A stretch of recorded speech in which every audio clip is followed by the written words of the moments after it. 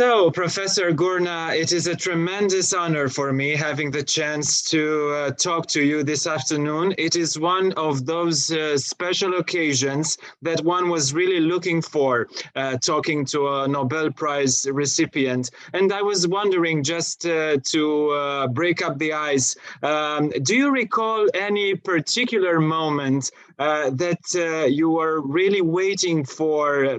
Sometimes when you exchange ideas that you really admire with somebody.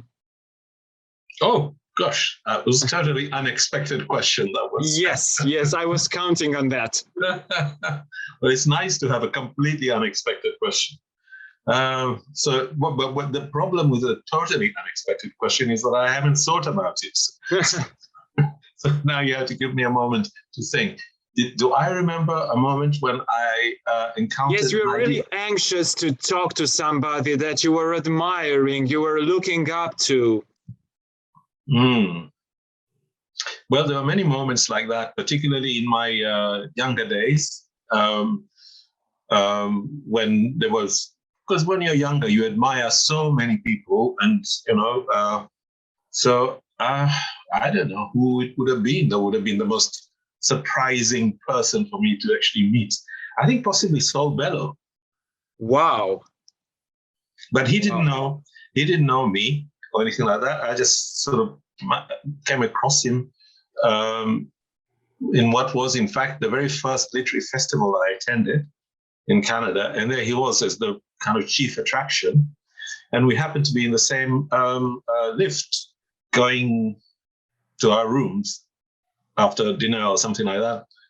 And I think I said to him, because I really admired his work at that time, anyway, what are you reading tonight? That's about all I could manage. And he said, Humboldt's Gift. I was like, yeah, wonderful book. And that's about it. But it was quite strange to meet so many people whom I admired for years in that very first festival. I was a totally a stranger to these events. I thought literary festivals were places where people went, not writers went, but where people went and sort of talked about the books they liked and so on. I didn't really understand that it was where writers went and kind of showed off. In your life, can we talk about two distinct phases before and after the Nobel? Yes, of course. Let's talk about that. Well, if so, what do you miss from the first, and what does it compensate from the latter? That's a good way of putting it, yeah. I suppose the only thing that's different, really, aside from this incredible honor and recognition that the award of the Nobel bestows on a person, is that I can't, at the moment anyway, do the kinds of things that I was doing before, which was writing, gardening, just having time to myself to read. So now I do, and it's okay, I'm not complaining, but now I do spend quite a lot of time speaking to people who want to know a bit more about me, or journalists, because a new edition is coming out in another language, like in this case, as we're talking. And so, and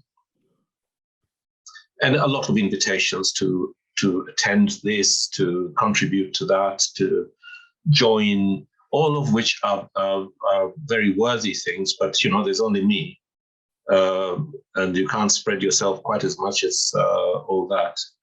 So I suppose that's the difference. The difference is that it's not really an ordinary life at the moment. But I'm not complaining. I'd rather have the recognition this gives me, and then have to work out how to live with it, than not. But it's just very wonderful to be given such an honor. Well, acquiring the status of a global literary celebrity, the Nobel Prize does come with this addendum. How do you adjust to this new label? It's too soon. I need more time. At the moment, it's really a matter of trying to be civil and courteous to requests, to people who want to find out. The response, of course, as you might imagine, of many publishers in different countries, in different languages, is to bring out the books in their languages, in their own countries, and so on, which is an absolutely wonderful thing for a writer. And so I want to respect that and to be as courteous, as cooperative as possible with that, to say, I appreciate your interest, and I appreciate that you want to interest your readers in this, and therefore it's a pleasure to come along and speak to people who will pass that on, that I'm delighted to be published in Romania. Well, you were mentioning earlier about being a bit soon this time of acknowledge, of celebrity, of global exposure. But you are no stranger to literary prizes, since many of your novels have been long or shortlisted for some major awards, namely the Booker in particular. Yet, this is your first capital award. Is there a proper time for such a distinction? Too soon, too late? How is it for you? Well, it seems to me that an award like the Nobel can only be given to a lifetime's work. You know, you don't. Okay. Yes. Sometimes people, I think, misunderstand, and they say so-and-so was given Hemingway was given the Nobel Prize for The Old Man and the Sea. I don't think that's how the Swedish Academy works. That they take into account the lifetime production of this writer. You can't have that till you're old. You can't have a lifetime production till you've been producing for several years. So it does seem as if, unless you're very fortunate, that you have to be at the very least in your 60s by the time this award comes, and quite often much later than that. And that seems right to me. That seems right, because what you're recognizing, what they're recognizing, is not just a book, say like the Booker Prize. Yes. Recognizes a book. Many literary prizes recognize a book. Like this year's wonderful production. These are the best books for this year, and we were going to give a prize to them. I still dislike that kind of competition aspect of it. That because as if these writers are competing against each other, which they're not. Yeah. No, they're not. Everybody's doing their own work. Okay. They're not competing with each other. It's the setting it up as a competition that somehow distorts the activity and the production. And of course, journalism then makes it even more kind of heightened. Who's won, who's the shortlist or whatever. But I mean, I know that many writers, or some writers anyway, dislike this idea of being put in a competition. So for example, if you win this competition, you're good. If you don't, you're not good. See, so I mean, whereas you might be speaking to a particular kind of audience or reception or something like that. And for them, what you're saying is totally important, but in some kind of popular, generalized way, it's less important than somebody else's words. So I dislike. I think what the Nobel Prize does is good, because what it's saying is that we recognize this lifetime's work of this person. Yes, the body of work, yes. But then again, a lifetime award sounds like some sort of a closure. I mean, are you still planning to keep writing, I suppose, even after this lifetime award, right? Yeah, you can plan, but what you can do. I know that, I don't know if I'm correct in remembering this, but I do have a kind of a memory of when Samuel Beckett was awarded the prize in whatever year it was. His partner then said, "That's it, he's finished. Mm-hmm. He's not going to write anything anymore now, he's finished. As a writer, he's finished." But it's not always true. I mean, if you think of recent awardees,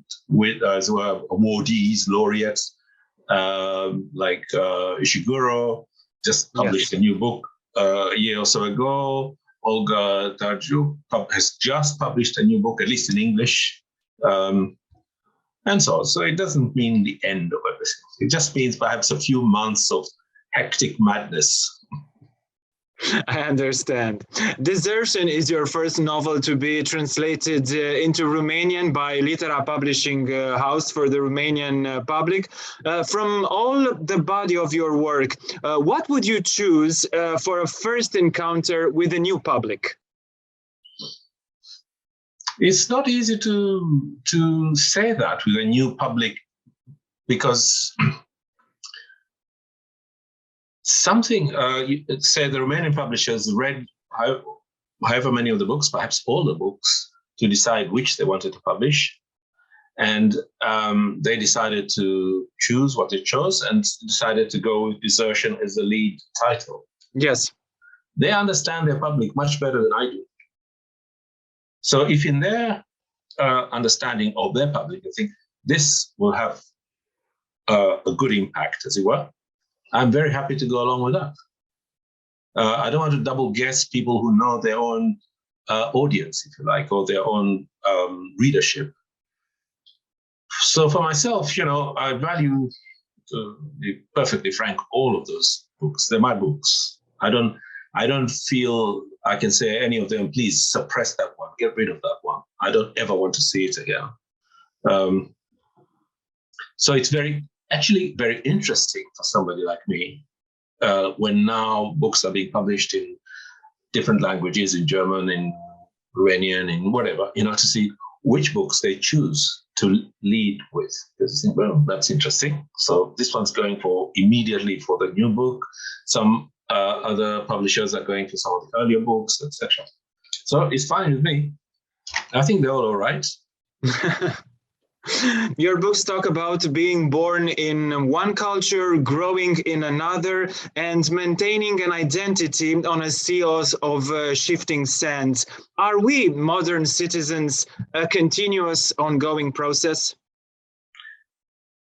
Well, I'm, of course, talking about a specific place, but I would like to think that the paradigm, as it were, of people being dislocated, being moved around, being forced by circumstances to leave their, as it were, ancestral place and end up. I don't think that that's something that's new or even, I suppose, unique to particular people. You could go anywhere, Europe, right now, Ukraine, or a few years ago, like Central Europe, the kind of upheavals that happened there as a result of the war, and previous to that, before, this is not a new phenomenon. This kind of people being forced for one reason or another, either through war, through violence, through need, or indeed through choice, to go elsewhere. So to talk about kind of dislocations and the necessary adjustments that people have to make it's nothing new. It's not to open new ground, as it were. It's just simply to say these are specific areas. These are specific histories. So I could read about, let's say, upheavals in Romania.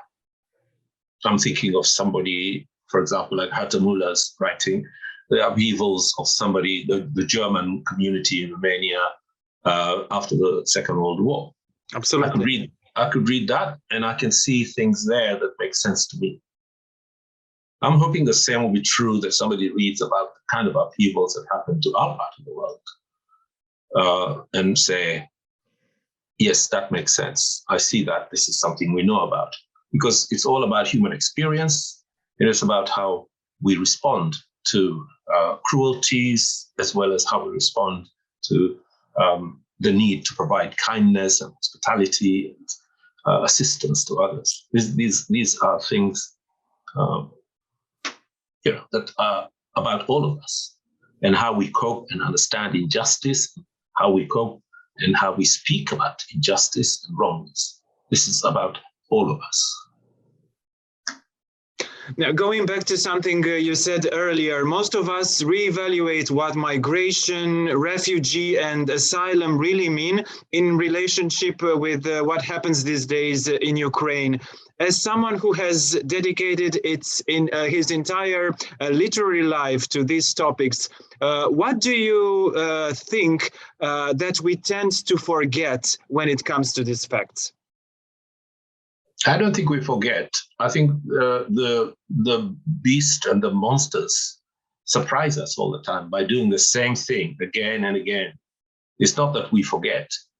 It is shocking. I mean, who would have expected that Russia would really do this in Ukraine? I mean, so it was kind of threatening or whatever, but really, who would really have expected that they would do to this extent of destroying cities, of destroying families and whatever? I don't think, well, certainly I don't know Ukraine. I don't know very much about Russia either. But to me, it seemed like, I don't think it's possible that it would happen, but it happens again and again. Look what the Americans did to the Middle East and the Afghanistan and Iraq, whatever. You think those days are past, but they're not. They have all this muscle, they have all this power. And somehow or the other, it seems like, drivers with big, powerful cars, they have to speed. They have to go and do these things just to do it. So I don't think we're able to escape this. I just think the monstrous human nature, as it were, that seems to come out, even when we think, okay, we've got over that now. This is peaceful, that is peaceful. Wars are happening there. Wars are happening everywhere, and a lot of them are wars instigated by these same people who are talking peace and democracy and whatever. So I don't think we're getting away anywhere fast from this miserable way in which powerful nations treat the rest of the world. Something that seems to cross your literary universe from one writing to another is this homesickness, this longing for that cradle where we open up the eyes on the world. Can literature and fiction in particular mean solace for this longing? Yeah, well, it may seem like it's just longing, but to me, it's not longing only. It's also a place that I can't eject, as it were. It's like something, a core of something that you take in, and your body cannot quite digest it and get rid of it. It's part of my being. So I don't return to this place for it to provide comfort. I just don't have any option. I just go there. My mind goes there. Yes, please. Yeah, there's a Guyanese writer called Wilson Harris. He's no longer alive now. Guyana is in South America, you probably know. But anyway, Guyana is in South America, one of the West Indian territories was colonized by the Dutch and then the British and whatever. Anyway, in his lifetime, he wrote something like 22, 23 novels. He died about 5 or 6 years ago. A very important writer from the Caribbean point of view, anyway. And he lived for the majority of his adult life in a place called Colchester, which is very close to London. It's in Essex, very close to London. And somebody asked him, He'd lived there more or less from the ages of like 20 or something like that till he died. And somebody said to him, what's it like for somebody like you who comes from Guyana to live here in Colchester on the edge of London for 40 years or however long it is? And he said, I don't know, because my mind is always in Guyana. You've been writing in English from the very beginning. Can you feel at home in more than one language? Yeah. I mean, writing language is not necessarily the only language you utilize, as it were. Okay. So I'm fortunate like that. I mean, if I think of it like that. So some people, maybe you yourself, particularly in Europe, there's a requirement to learn more than one language. So several people speak maybe a bit of French or German or whatever it is. It's not unusual. I think it's more unusual in British culture for people to speak more than one language. So they speak English. If they speak another language, it's because they were scholars or something like that of that language. But ordinarily, people don't speak French or German or whatever, in the street, so in the way that they do in Germany. Mm-hmm. You can go to Germany, you can speak in English, and quite a lot of the time people don't understand what you're saying. And no doubt the same will be true if you spoke in French. I don't know if the French speak any other language either, but anyway, that's a different thing. So I think having another language or whatever your writing language is one thing. You speak another language, it usefully informs what you're doing elsewhere, particularly if there's a big difference in both the source and the culture and the society from which that language comes. Imagine as somebody who's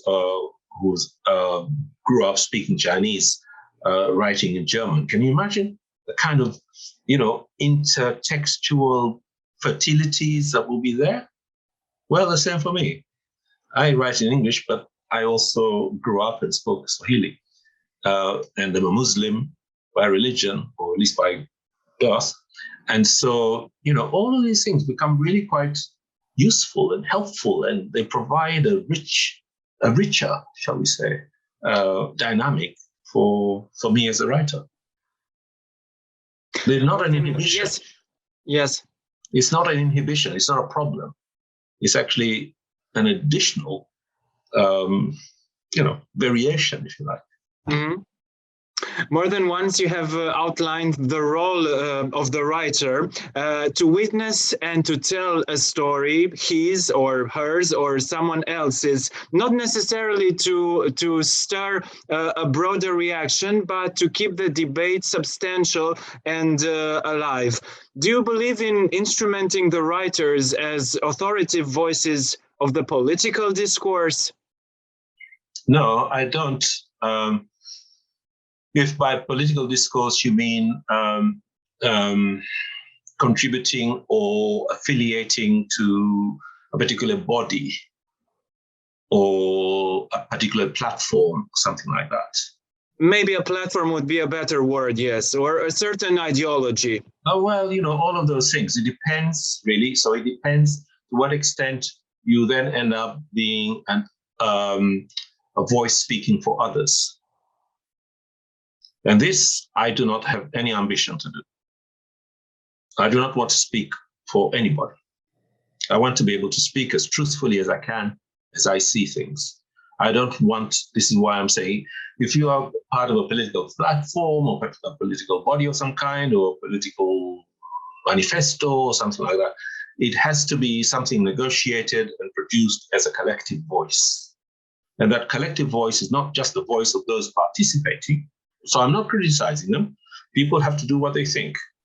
But also it anticipates somehow a wider public which cannot speak for itself. And so it becomes a representative of people. I don't want to be a representative of anybody. While I admire those who choose to do that, especially if they're speaking the truth.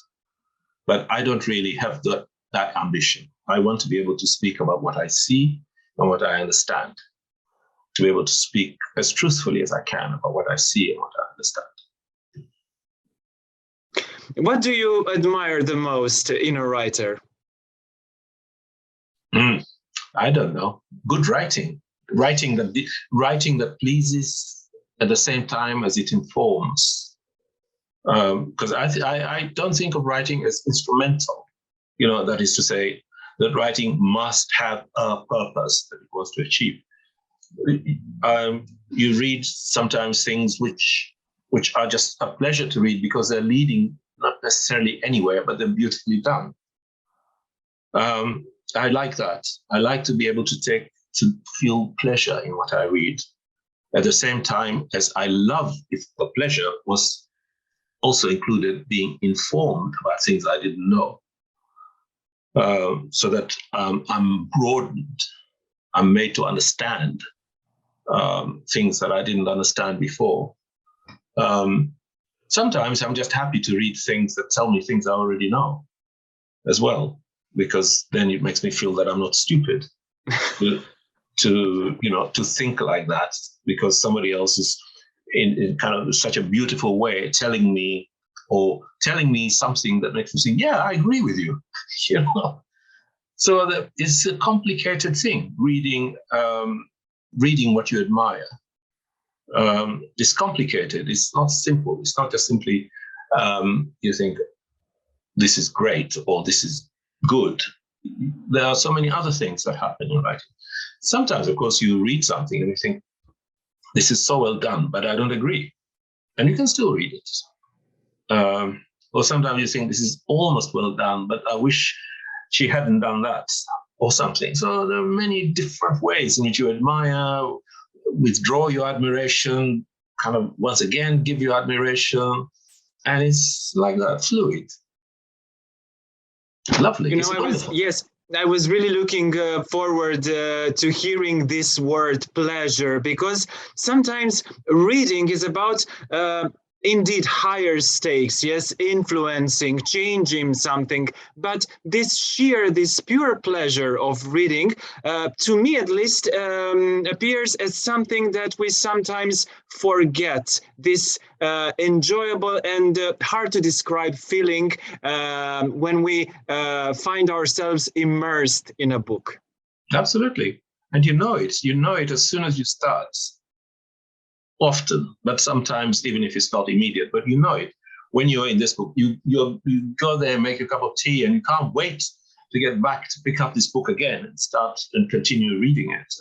And it not only immerses, it contains you, it takes you on until you've got to the end of it. Sometimes, of course, when you're younger anyway, you stay up all night reading it till it's finished.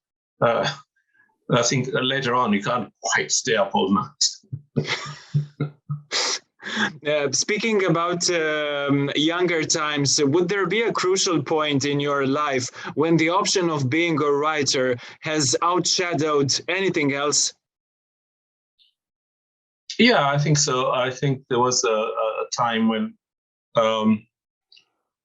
it started to become like that. And I think this must be at the moment when you actually decide that you begin to believe in yourself as possibly a writer. I'm really sometimes rather surprised to see so many young people these days in the UK, anyway, I don't know if that's also happening in Romania, who at the age of 18 choose to do a creative writing course. More and more so, yes. The implication being that I want to be a writer, or some kind of writer anyway. I thought that aspiration was so beyond me, the idea of becoming a writer, that I kept that secret from even my closest friends. I didn't say I want to become a writer, because I thought that they would laugh and say, what? Do you know what that means? This idea of a writer. But I think what you're referring to, at least in my experience, is the moment or a time when you think, yes, I think I want to do this. In other words, you're committing to the idea of, and then of course, there's great unhappiness to come after that, of course, because then it takes rejection after rejection after rejection before anybody publishes your work. So you don't know when you say, I would like to be a writer, that you're signing up to a great deal of misery for a good few years, if not for a very long time. Yes. Did it happen to you? Rejection after rejection after rejection? Oh yeah, for a very long time. Yeah. But it's nice. It's behind me. So yes, nice. I'm sure it is nice. It feels nice now. Yes. Yeah, but I think possibly this is an experience that is almost inevitable for 80, if not 90% of writers, that you have to go through this. And you either decide that, yes, I'm going to go through it with gritted teeth until I get to the other end, or you give up, or in some cases, I suppose you go through it for all your life. And it never actually changes until you're too tired, to struggle. But yeah, it's a hard profession. It's a hard career to choose. One would say that colonialism represents a healing or even a healed wound. What keeps it open instead? Because it's not finished. That's one thing. It's not finished, its consequences are with us. It's not finished at all. It's like you might say, the Soviet Union has collapsed, but its consequences are still with us. Or even Nazi Germany, its consequences are still with us. All strange borders that were drawn, well, Ukraine being an example, inequalities that continued as a result. That's one reason why we haven't yet finished at all with colonialism, at all. And the other reason is because there's always a necessity to understand what happened. Not just what we have now. We don't understand what we have now if we don't understand what happened. So there is a necessity to know how did it work? Because you can't expect the narratives that the colonizers, as you are, tell about their activities to be truthful. You can't expect that. Well, in fact, you can expect most certainly that it would not be truthful. Yes. So there is another necessity to make sure that, we get underneath this and we get to find out what went on, what happened, what was not told. Some of it we know because the experiences of people who live through it from the other side have not been taken account of. But some of it is all there in these hidden archives and burnt papers and whatever, which people are finding and bringing out. It's not over. We have to understand it. We have to understand it because, say, somewhere like here in the UK and France, they're actually quite happy with the narrative of colonialism as it's over. It forgives them what they did. But it's not over. In more immediate senses, for example, the issues that are now happening, like museums full of plundered artifacts, which people want back in these various places. Reparations. There are various places who are talking about the injury, economic as well as human injury that was done to them, say, for example, in the Caribbean, enslavement of people who, for centuries, were abused and misused and exploited to the enrichment of all these people. They want something back. So all of these things are still alive. And these are things that, say, 2-3 decades ago were not even spoken about. But now they are. And they will continue to be spoken about. And this is why it's not over. The Swedish Nobel Academy, in its synthesis of your literary contribution, talked about, and I quote, the gulf between cultures and continents. Well, in a world where mentalities, religions, ideas, values, and ways of being collide, What or where is a common ground, and maybe a safety one? Well, I don't know. If I knew that, I'd fix the whole thing. I'd be gone. I'd say to everybody, okay, calm down. It's all the same thing, and so on. But, these are things that can only be resolved by a willingness on the part of various cultures to, I guess, to step down from their arrogance or to step down from their fears. I don't quite understand, for example, why Europe, which has only just about recovered from the great violence of the mid-20th century, including millions of refugees in their own countries, including unbelievable human cruelties that various people, not just the Germans, participated in. I cannot understand how suddenly they cannot understand what it is to be a refugee from Afghanistan or Syria or whatever. Because it's racism that's preventing them. It's religion that's preventing them from understanding these other people whom they see as not quite as human as they are. So instead of being able to offer the kind of hospitality that any people escaping war and violence deserve as human beings, they lock them up, they put barbed wire, they put locks, they let them drown. So it seems to me that until, this includes the UK, of course, until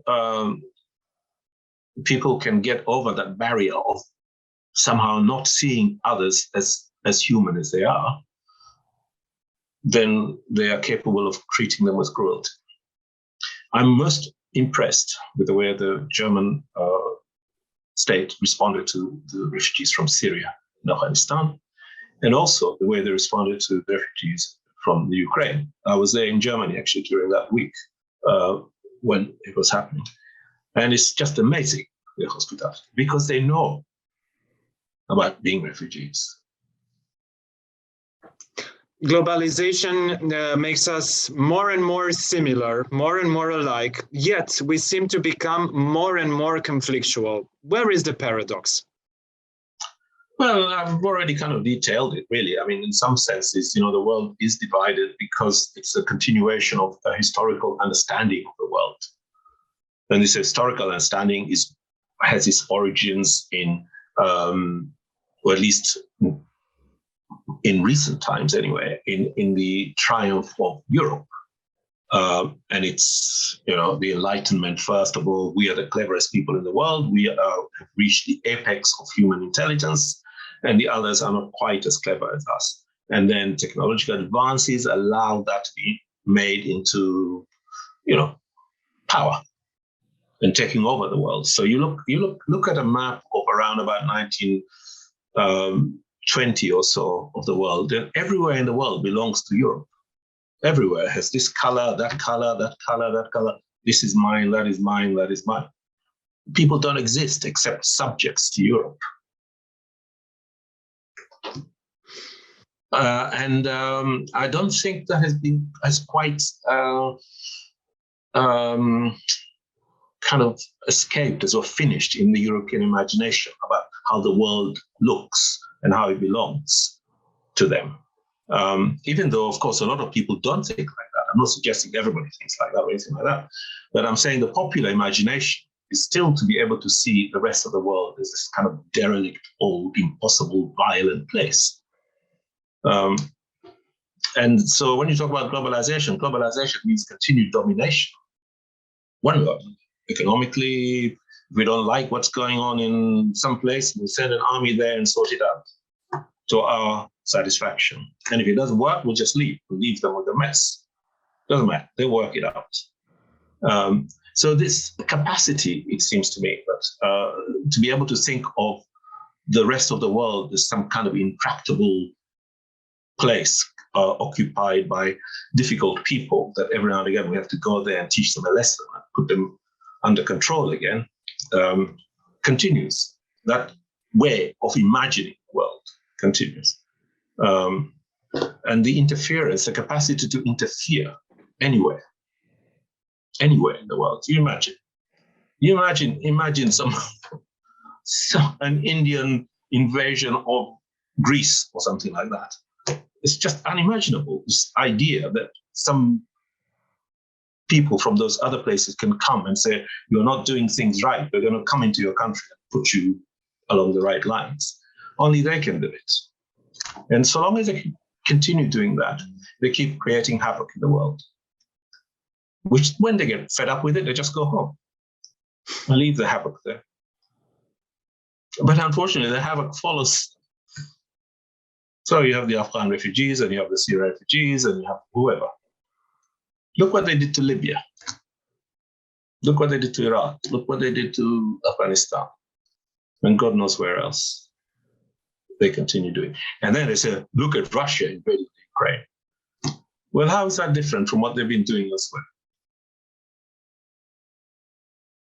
Now, going back to, let's say, a nicer place, or at least a haven of good emotions. Now, your name aligns in a series of extraordinary authors, such as Kipling, or Yeats, or Shaw, or Faulkner, Hemingway, Pasternak, Beckett, Garcia Marquez, Toni Morrison, Kazuo Ishiguro, Nadine Gordimer.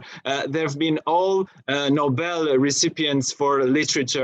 Well, if given the chance to have a one-to-one with one of your Nobel predecessors, who would you choose and why? Another weird one.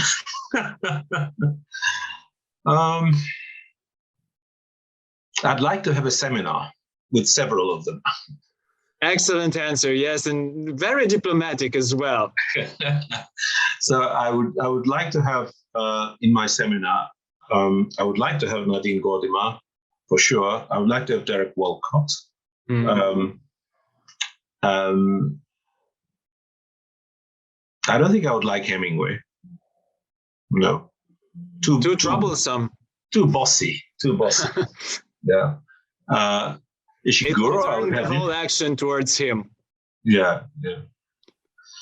And also he spent quite a lot of time in our part of the world, of course, behaving like a big game hunter, and I don't think I want that. I think Marquez would be interesting to have in a conversation. So many of them. Not Kipling. I don't think I could stand him. Or Churchill. Churchill? Anyway.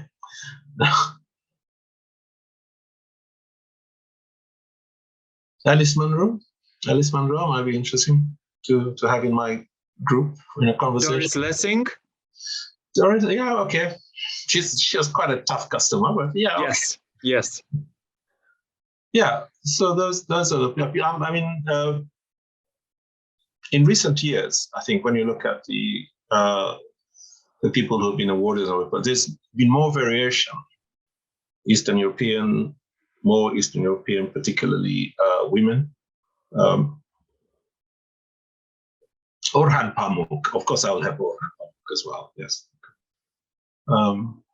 Yeah, I think I'll find enough people to have a conversation with. Totally, yes. The time will be the principal matter, yes, for this kind of seminar. This is in the next world, of course. There is an undisclosure agreement valid for 50 years regarding the nominees for the Nobel Prize in Literature. But from now on, you will unquestionably be consulted for future nominations. In your opinion, and this is my final question, what literary features are worthy of such nomination? I don't know. You see, because I think I have no idea how they work, but I imagine that they read. If I were, for example, or if you were to suggest a writer, that they would read that writer. It doesn't mean that they would read that writer immediately. It could be they would read that writer over the next 5 years. Yes. And I don't know how big the Swedish Academy is, and I don't know how many of those have an input. I know there is a kind of jury type group in the end, but I actually don't know what their procedures are, whether all those members submit a report or something, and then the jury, I really don't know. But because the process seems to be so complex, and possibly even so arduous, because I think I just leave them to it. I mean, if they could come up with Bob Dylan as a Nobel laureate, I think, well, what process did they go through to get to that decision? So I think I have to say, all that you need to do or to think about is who might be a possible candidate in your mind, as it were, and put that forward. But for sure, any possible candidate I might come up with will already have been within their sight, as it were. I'm not going to be able to provide some kind of totally unknown creature and say, hey, have you thought of this one? So it'll, I'm sure, be somebody they're already thinking about. But, they come up with some surprises, as you know. As it happened in so many years. Well, I'm sure you will have the time to find out how the Academy works, how do they think, and what exactly is the ongoing process of nominating somebody. Because the recipients are always consulted for future nominations. So you will be enlightened regarding this mystery. Well, it depends whether they will actually enlighten me or not. If they're so secretive, maybe they won't. Maybe they'll just give me blah, blah, blah, blah, and not really tell me how it happens, which is all right. They've been doing their business for 122 years or whatever it is now. So good luck. And they made the right decision this time. Right. Professor Gurnah, thank you so much. It's been wonderful talking to you. Thank you so much for your time today. It's a pleasure. Thank you. Right. Bye-bye.